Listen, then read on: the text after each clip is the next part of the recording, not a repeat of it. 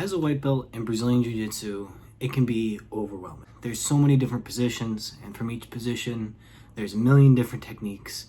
Then there's variations of those techniques. Then there's names of those variations.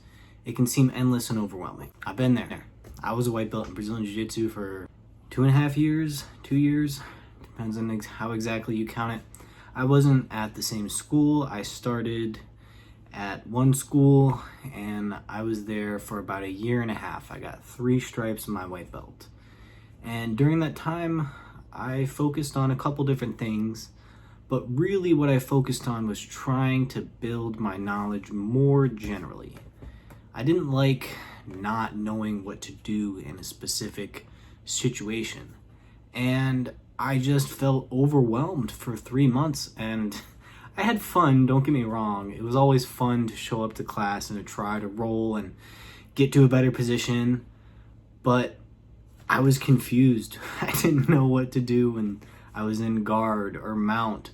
I barely knew what guard or mount meant, and I didn't have a clear, okay, I've drilled this technique, now I'm in this position, and I try to hit the technique I drilled. There was a fundamental disconnect between the moves that I was trying to hit and the moves that I knew and the moves that I thought that I knew and the actual drilling and the actual sparring. Everything just seemed so disconnected and I couldn't make progress. So what I did was I just kept showing up as much as I could, and I actually supplemented with a little bit of judo about 3 months in. And that's really where my progress started to skyrocket. About 5 weekdays of Brazilian Jiu-Jitsu, and then I'd have 2 weekends of judo. And when we did judo class, we did some newaza techniques, some ground game techniques, and they were different than the techniques I was learning in Brazilian Jiu-Jitsu class. And likewise, I would learn techniques in Brazilian Jiu-Jitsu class, and the people in judo wouldn't know what they were. So I would try to use my Brazilian Jiu-Jitsu techniques in the judo class, and I would try to use my judo class techniques in the Brazilian Jiu-Jitsu. So there was a really awesome synergy because I had 2 different testing environments and 2 different pools from where I was learning. Because something I didn't realize that was happening is while I was training the moves in Brazilian Jiu-Jitsu class, so was everybody else. And it seems simple to say it, but when you're trying to hit a technique on somebody who just learned that technique, it's going to be way harder. If you learn the hip bump sweep in Brazilian Jiu-Jitsu class, and then you go and start sparring, and you're trying to spam the hip bump sweep, well, the guy you're trying to hit it on just saw you do it and is going to recognize it. And if you weren't drilling in a way that means you're much better than him, it's going to be hard to trick him into the hip bump sweep because he sees it's coming. He's going to pressure into you. He's going to do the exact opposite of what you're trying to do. And it just kind of shuts it down. So what I would focus on is getting a technique that someone hadn't seen before. I actually picked the hip bump sweep because I learned that in the judo class in the newaza section. And that's not to say you can't learn that move in jiu-jitsu class. It's just we weren't working on it that day. We were working on something else.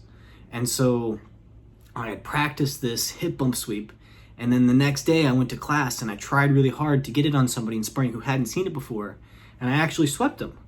And that was one of the first techniques I ever got.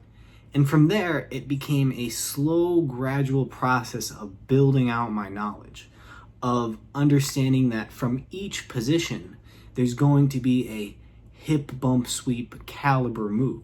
There's going to be a move that I can learn and practice in one setting and take it to another setting and have much more success with it.